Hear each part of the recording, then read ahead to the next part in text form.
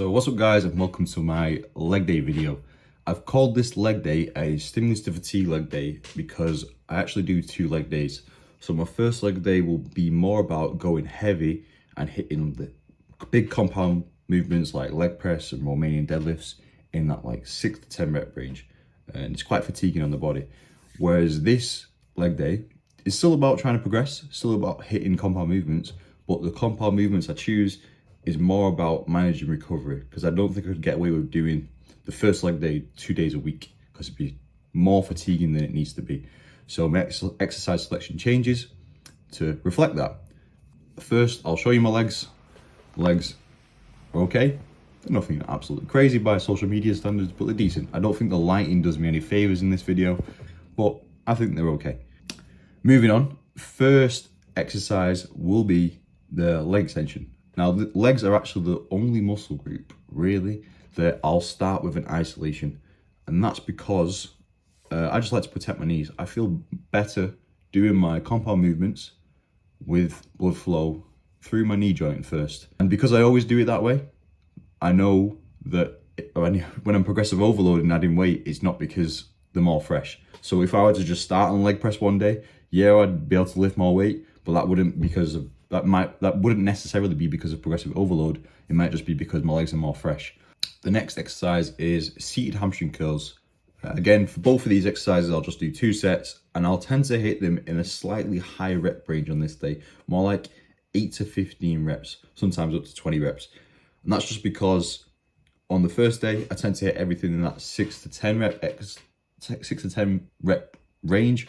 So on this day, I want to mix it up, hit slightly different muscle fibers, slightly different neural pathways with exercise selection. So here's another point today. I will do seated hamstring curl, whereas on the first day, I will do a lying hamstring curl. This just hits slightly different neuromuscular pathways, which is a little bit easier on recovery. If you constantly hit the same pathways and the same fibers, you never get a chance to fully recover. But if you rotate between your exercises, you'll end up with better recovery because you haven't hammered the same pathway, and it gets a chance, both pathways will get a chance to recover. The third exercise I do is a single leg press. Again, I do a single leg press for the stimulus to fatigue. So with a normal leg press, you can probably load up the weight. Most people can load up the weight and put on quite a few 20 plates each side, and do 100 odd kilos, 200 kilos. But as soon as you go single leg, and I think this is because of the stability, but I'm not 100% sure, you're really limited by the weight you can use. To be fair to myself, I could go heavier than absolutely nothing. I'll explain why I'm not just after. But I think because of the stability, you really can't do 50% of the weight that you would normally do. You have to do, it's more like 30%. So I think that helps your recovery because you're still getting quite good stimulus from it, but you're not lifting as much weight as you would be doing. The reason I'm doing 0 weight on the machine, even though I could do more, is because I'm actually trying to progressively overload through adding distance. So I'm trying to increase my range of motion. I'm trying to get deeper at the bottom of the leg press. I mean, it's harder being a bit taller. I am 6'1", so I actually have to move the weight further anyway. Similar to like a bench press, I have longer arms, so I actually have to push that weight further than most people will have to. But I want to progressively overload by getting even deeper, because I believe when I switch, or when I do my normal leg press, I will be able to go even deeper in that as well, which means I won't have to add more weight to my exercise. I can actually keep the weight the same and progressively overload by adding distance, which will also help my stimulus to fatigue ratio.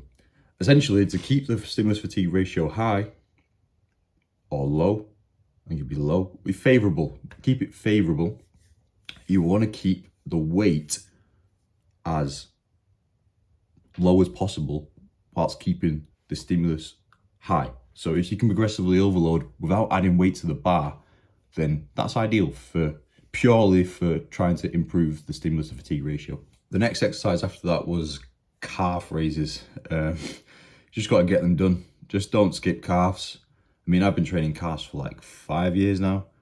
I've not got anything to brag about, but if I don't skip them, then at least I know I'm trying, and I don't have anyone else to blame then if someone says that you got small calves, or if I think I've got small calves, at least I know it's because I haven't tried. I have been trying. So just don't skip them. They don't take that much effort. Get them done and you'll be fine. The last thing I do is good mornings. I do good mornings because I hit Romanian deadlifts on my other leg day. So if I'm hitting Romanian deadlifts for 6 to 10 reps, usually 1 or 2 sets, I'm actually pretty knackered. In fact, I usually have to rest after that leg day just because of how tiring it is. So I do good mornings instead because you're limited by the weight you can use because the bar is on your back. And what I mean by that is, let's say you do a lateral raise and you keep the dumbbell all the way out to the side, right? Doesn't matter what weight you use, it'll be harder to keep that same weight out to the side than it would be to just bring your arm in slightly. And that's because of gravity. It's because of what's called a moment arm.